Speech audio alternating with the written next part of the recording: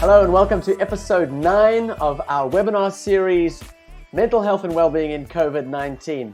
Great to have you guys with us today. Today we are going to be looking at a very exciting topic, as we do every day. Being an adult keeps you awesome. Don't worry, we'll explain exactly what we mean by that in a few minutes. Let's quickly do a recap of, before we do, let me just say actually today we have a guest who will be joining us, Priyadashini Nanjundapa. She is a organizational psychologist, or let me rather say she has a PhD in positive organizational behavior from the Department of Management Studies. So we're very excited for her involvement today. Perhaps you know so much of what we deal with at Mygrow comes from the field of positive psychology, and now we actually have someone who's a guru in that field to just add some input into today's webinar. So we're very excited about that. Okay, so let's dive into a bit of a recap of what we looked at in the last webinar.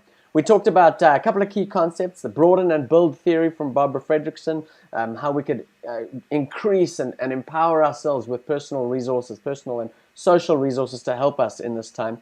We spoke about the power of positive emotion, and we looked at some techniques to essentially increase happiness to help you cope in this time, and not just this time, in all of life. And of course, the key question we looked at was how do we create and maintain these upward spirals in this broaden and build theory. Today, as I said, we're going to be looking at how being an adult keeps you awesome. The themes we're going to be looking at today is the theory of transactional analysis. Now, as a non-psychologist myself, I have found this theory incredibly interesting and empowering. So I'm excited for you guys to get a view into it. Mark's going to chat us through that. Of course, in that theory, we're going to be talking about understanding some of the dynamics that are at play in our different relationships. And that's across the board, across our whole experience of life, relationships at work, relationships with our family, everyone. And then we're going to talk about how to feel okay about yourself and others. And of course, that will become clear as we go. Okay, Mark, let's jump in to today's themes. Transacting with people. You're going to walk us through this theory from Eric Berne. Tell us about transactional analysis. Yeah, I mean, I feel like for the first time, Theron, we need to start with a big caveat to what I'm going to share today and what we're going to look at.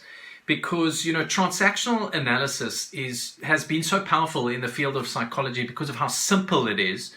But we can't possibly plumb the depths of the insight it can give us in understanding the theory in a short little webinar segment like we have now.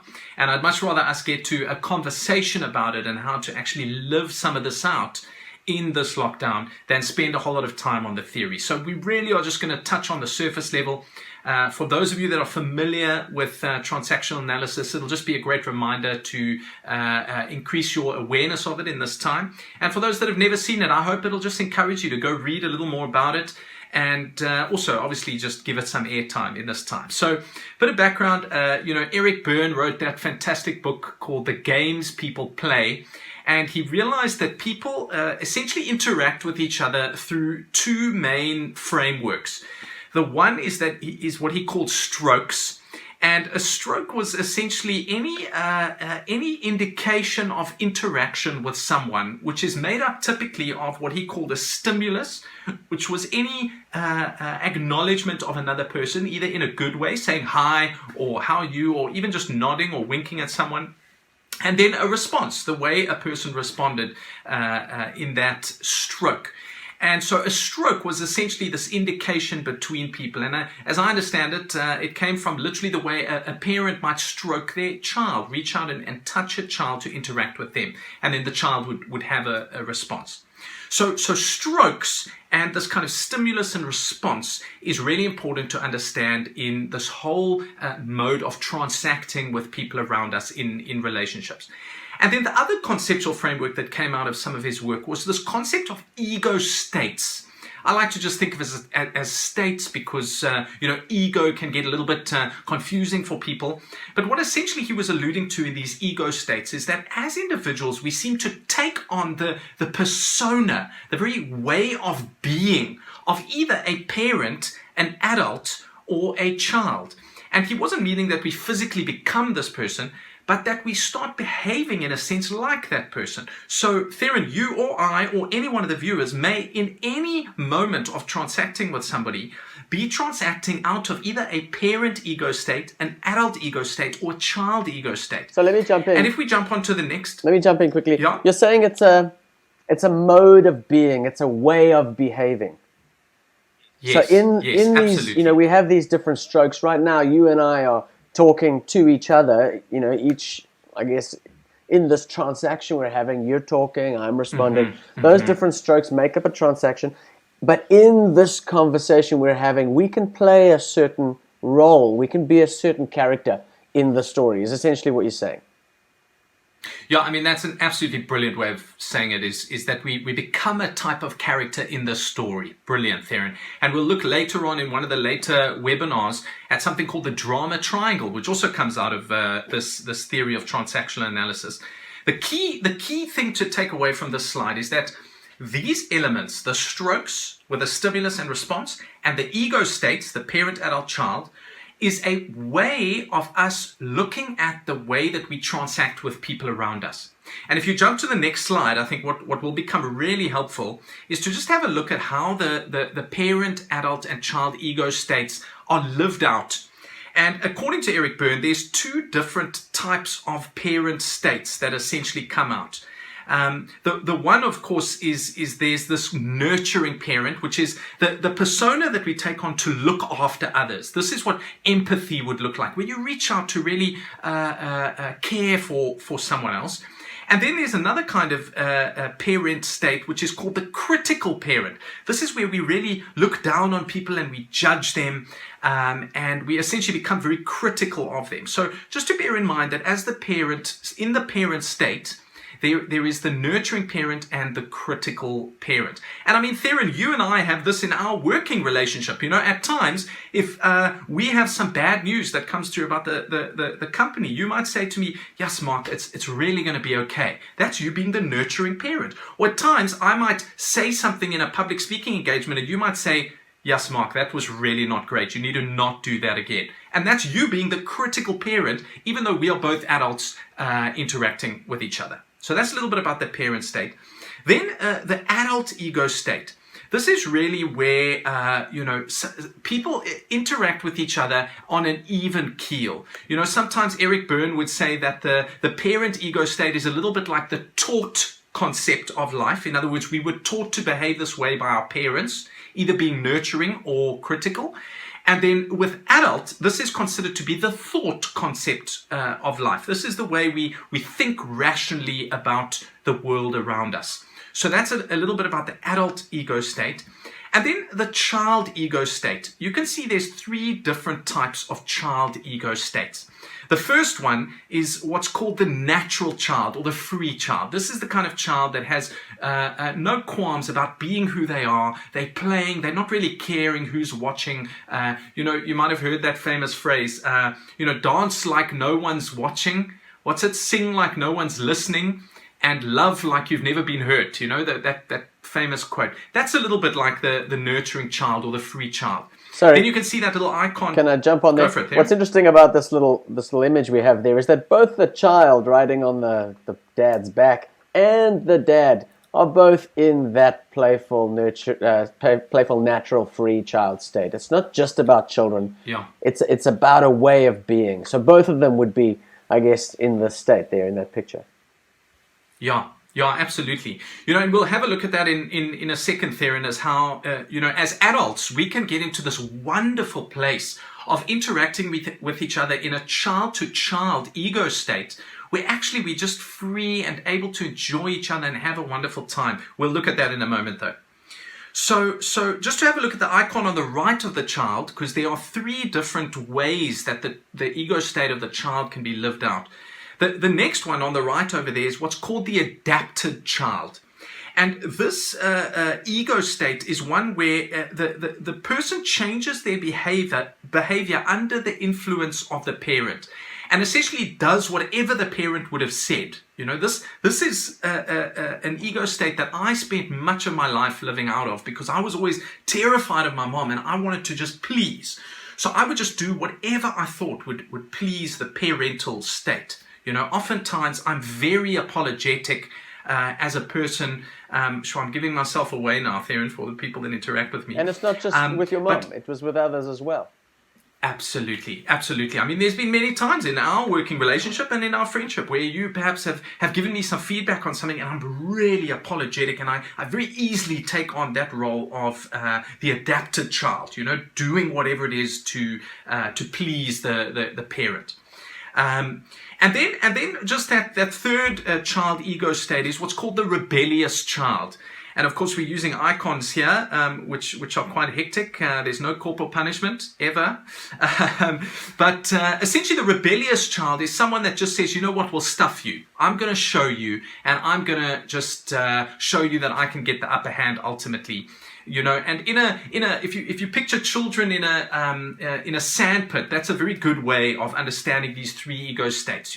The one on the very left-hand side would be easily and freely playing with all the toys in the sandpit and building sandcastles with everyone, having fun, being free.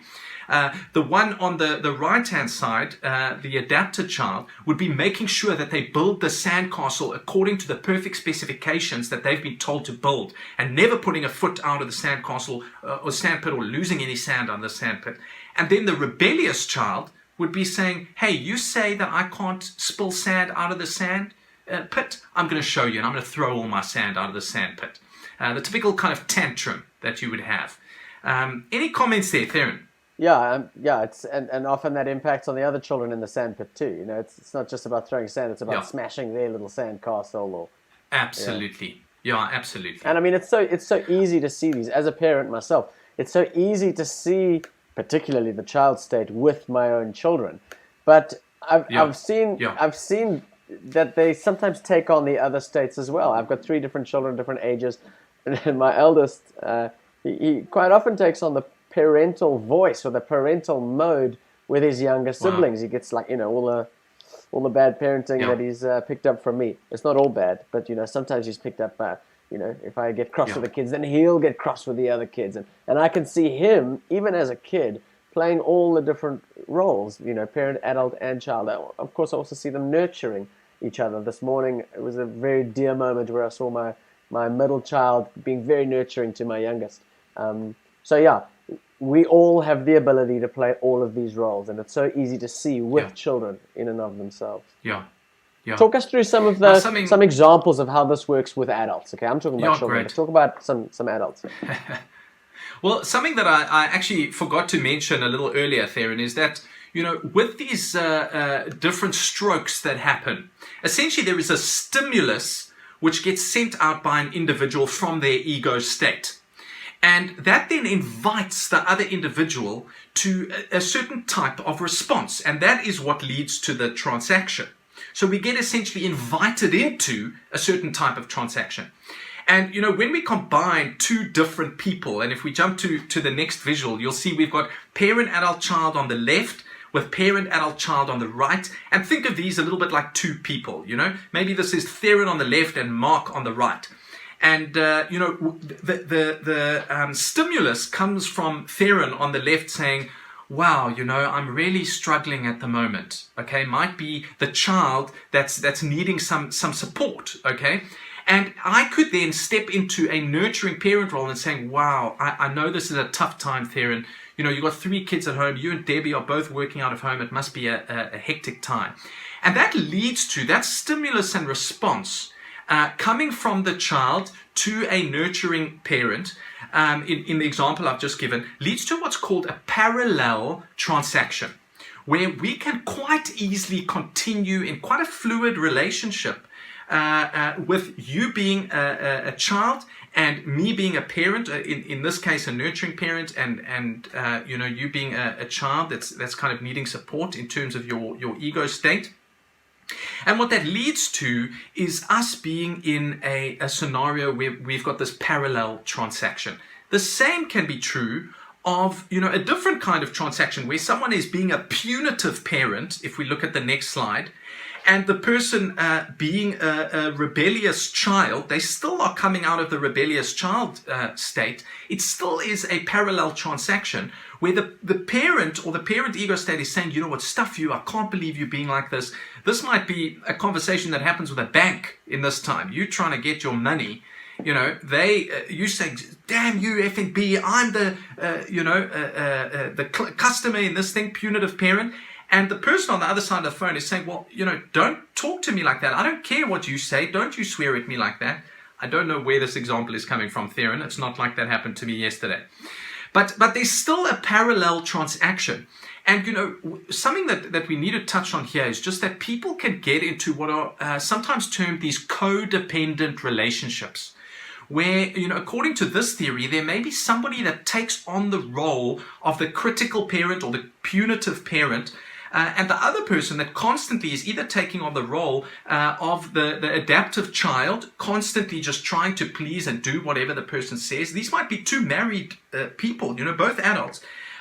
Or someone that's constantly just throwing a tantrum and typically doing certain passive-aggressive type responses as the rebellious child. So that would still constitute a parallel transaction. But what we want to see is that when there is a stimulus that is given on the next slide, and that stimulus that's given in the stroke is from, for example, a punitive parent, we can try and force a breakdown in that type of transacting and move into a position of taking an adult-to-adult type response, which you can see in this slide, to try and force the person essentially to come into an adult way of responding to us. And you know, there's been many times where my wife or I have either lost our temper with each other and we've become the punitive parent towards each other. We've taken on that ego state. The person has then responded in a way that's quite calm and collected, or they've taken on the submissive child and said, look, wow, I'm really sorry. I'm so sorry about that. So there's some fluidity in a parallel transaction. Then they've moved into an adult state, saying something that's very rational, saying, what can we do to problem solve and do better next time? And suddenly then it allows us to get into an adult-to-adult problem solving type state. So it is possible to actually get each other into an adult-to-adult way of communicating, and in certain circumstances, this is a really powerful way of interacting, especially in a conflict resolution type scenario. So if we jump onto the next slide, one thing I just want to make clear is that, you know, we can be two adults interacting very effectively and very appropriately, both out of our child ego states. For example, when we're having fun together as adults. So this whole parent-adult-child way of analyzing transactions is something I'd love you to just keep in the back of your minds as you look at the way you are interacting as a family. And of course, on Mygrow, in those free subscriptions, you'll learn a lot more about this and have some techniques that'll help you to develop that. Something else there, and I wanted to jump onto and just to share with the listeners, is just to bring one last aspect of transactional analysis together. And that's got to do with life positions. Now, we've spoken before about the conscious and subconscious mind and how out of the subconscious mind comes our identity through thematic analysis and the narrative stories of our lives. You'll have seen this in the previous webinars. But essentially what happens is that out of the subconscious narratives that we have in our lives, we seem to, according to the transactional analysis theory, take on what's called a life position, where our key question there that comes out of us subconsciously is, who is okay? And that's got, of course, got to do with ourselves and with others. And that main question of who is okay leads to 4 life positions that we seem to take on. These are almost like postures through which we interact with the world. Very similar to those lenses through which we interpret the world. These are now postures from which we interact with the world. And just to go through them very quickly, and you can go find them more online or you'll learn more about them in your Mygrow subscription. But there are 4 main postures that we take on. And let me start from the bottom here. There's one posture that says, I'm not okay and you are not okay. And this is quite a pathological, problematic posture. This is someone with deep anger and resentment. Let me actually not go into them too much, Theron. But there's another posture that's, I'm not okay and you're okay. And this is a posture where maybe as a child, someone has been treated in a certain way where they allow themselves to carry on being abused. And we see a lot of this kind of position in codependent relationships or in abusive relationships. And then there's another position of I'm not okay, or I'm okay, you are not okay. And this is somebody that really would be able to interact quite negatively with someone else. And of course, the position that we really want to grow towards, and this is part of the journey of personal development, is I'm okay and you're okay. And we're able to interact with the world out of that posture. And just to connect the dots here a little bit, the different ego states we stroke from or respond from, the stimulus or response, are very much connected with these life positions. So, the aim and the goal is to get to the healthy interaction where I believe and I feel about myself that I'm okay, and I feel safe with you and that you are okay. And that can be adult to adult, it can be child to child, as we've shown. So this is a great moment to jump into this interview that we have with Priya. Her full name is Priyadashini Nanjundappa. She has a PhD in positive organizational behavior, mentioned briefly at the beginning, but she actually did her master's in social work. So she's coming to this conversation with a very broad theoretical background and experiential background around the importance of relational dynamics in our own personal psychological space. So without further ado, let's jump on the call with her. Priya, can you hear me? Yes, Tarun, I'm here. I can Hi, hear you. welcome. Welcome to the show. We're really excited about having you today and everything that you are going to be contributing. I'm really excited to have someone with your background and experience. Thank you, Tarun. So let's just dive in. I think the best will be for me to just ask you a question, and then let's just see how the conversation evolves. My first question for you is, Yes. you've been listening in on this webinar. You've heard us chat Yeah. through the model of transactional analysis, that whole theory. Yes. What input can you give us about how we can actually practically get into this position of I'm okay and you're okay? What can we do in a practical sense to help us move into healthy parallel transactions, adult to adult or whatever the case may be? What tips can you give us? Yes. Thanks, Tarun. So I was listening in to the theoretical concepts explained by Mark, all your parent, adult, and child states. So for people who are got used to these concepts, it's easy for them to, introspect and do more awareness. So for people who are hearing it for the first time, and I think a lot of us have, with having so much of time at hand, are in a more reflective state. You want to get into journaling. You want to write your thoughts into it. So it will be a good standpoint to come in saying, what is my transactional state with, say, my colleagues at work, with my partner at home, with my children. Like you said, it is like a role that you play. We are not, even though you're a parent, you're not parent all the times. It depends.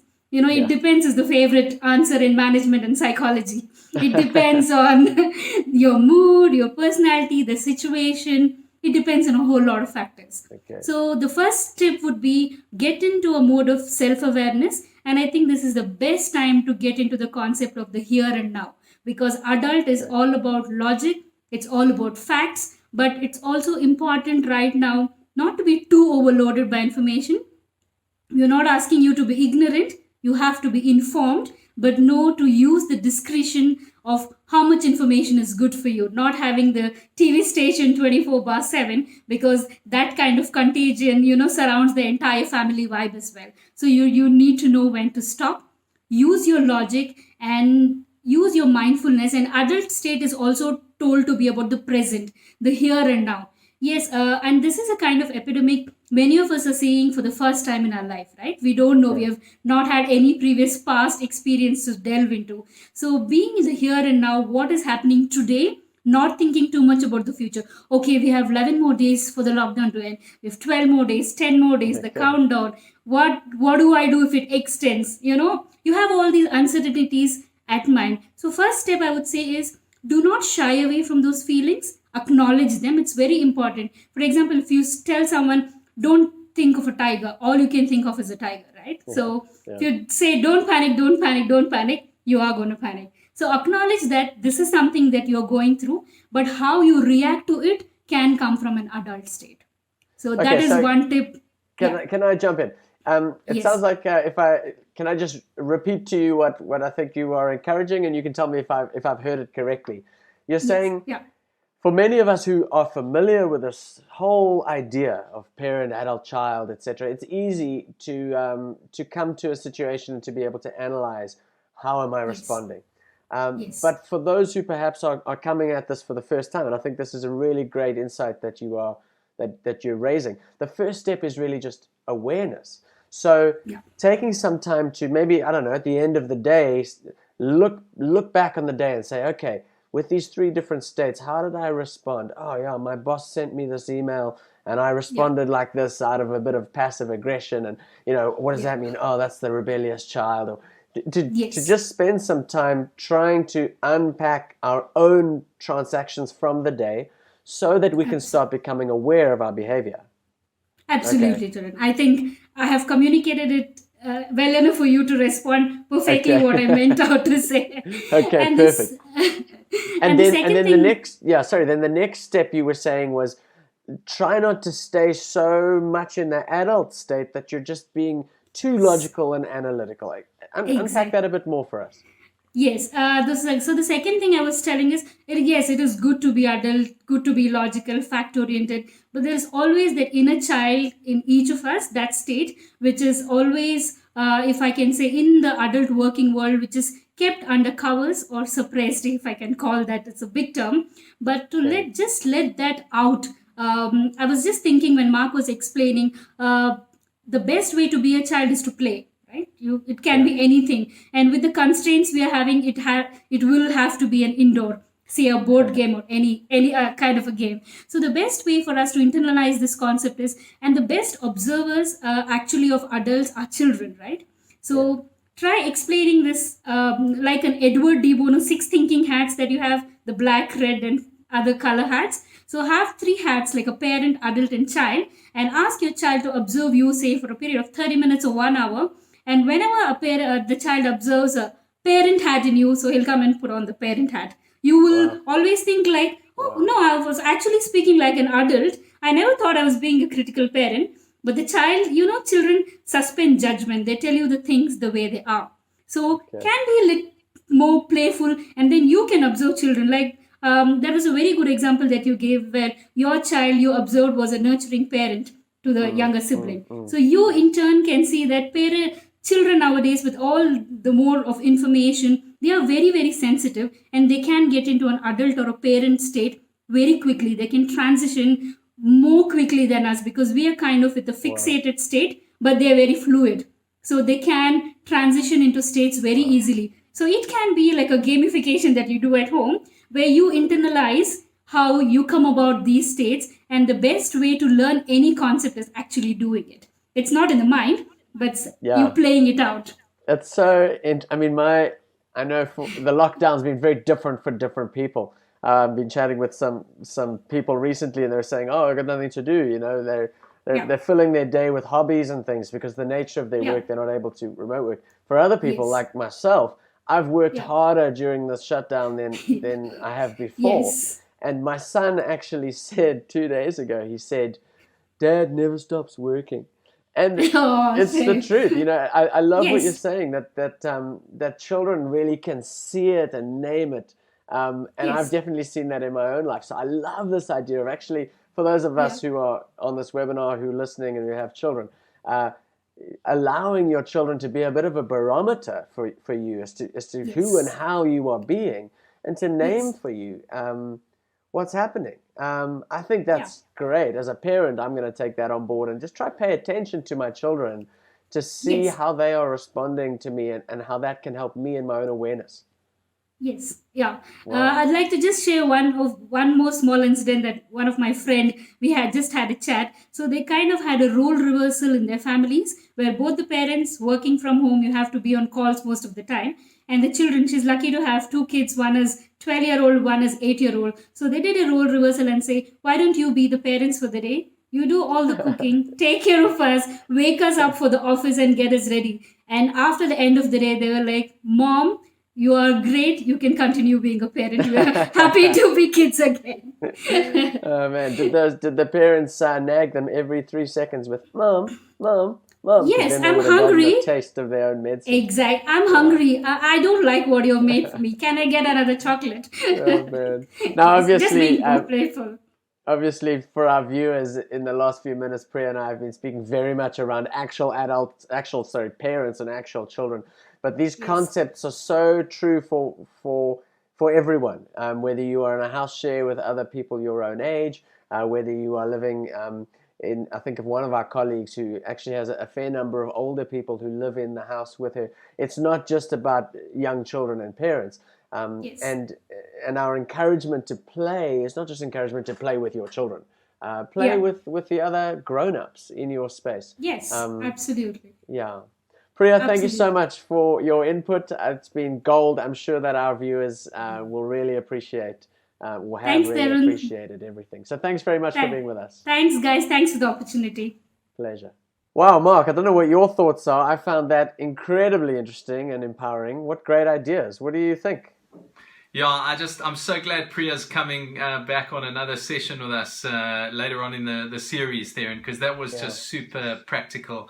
One of the things she said that jumped out at me was, you'll be amazed how often your children will say you're being the critical parent if you give them the chance to let you know. And I think as we can become more and more aware of these different ego states, we're going to become more and more effective in being able to transition between them and ultimately lead to a way of interacting that's more healthy. Yeah, totally. All right, let's just wrap up and explain to the viewers again some of the resources that we've made available on the Mygrow platform. As we've pointed out a number of times, you can go see the replays and you can go get some of the additional resources from those different tabs in the COVID-19 section. Also, just wanted to mention again that we have a new landing page for this webinar series, and there's a space there to give your to ask any questions. We won't be able to answer them live, but we will deal with them in future episodes of this webinar series. So thanks very much again for being with us. We're looking forward to seeing you in the next webinar. Until then, keep well. Mark, do you want to sign off? Yeah, all the best. Go and, as Priya was saying, let's just go and have some fun today with the people that are around us. Cheers. Yeah. So we may be alone, we may be spending time with others during this time, but we're all in this together. And let's take some of these principles and some of these ideas and just lean forward and lean in to making sure that this time is a time of growth for us. Thanks very much. We will see you again soon.